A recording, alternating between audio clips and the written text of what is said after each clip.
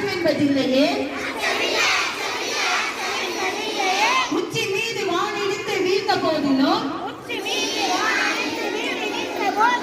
அச்சமில்லை அச்சமில்லை அச்சம் என்பதில்லையே.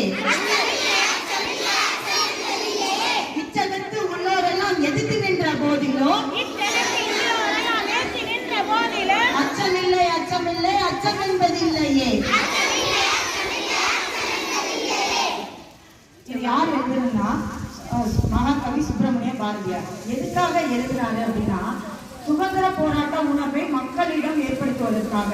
இப்பெல்லாம் ஆங்கிலேயர்கள் எல்லாம் எதிர்த்து யாரும் பேசுறதுக்கு பயந்தாங்க. அப்ப பயப்படக்கூடாது, இந்த பாட்டை பாடணும், எல்லாரும் என்ன பண்ணும், விடுதலை உணர்வோடு இருக்கணும் அப்படிங்கிறதுக்காக இந்த பாட்டை எழுதினாரு. ஓகேவா?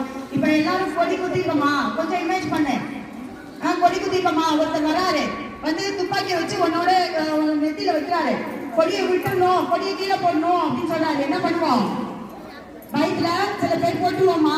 ஆனா இந்த கொடி காத்த குமரன் எவ்வளவு அடி போட்டு அடி வாங்குறாரு, மயங்கி கீழே விழுகிறாரு, ரத்தம் வலியுது, கீழே விழுந்து. ஆனா கொடி மட்டும் இப்படியே நின்றுகிட்டே இருக்கான்.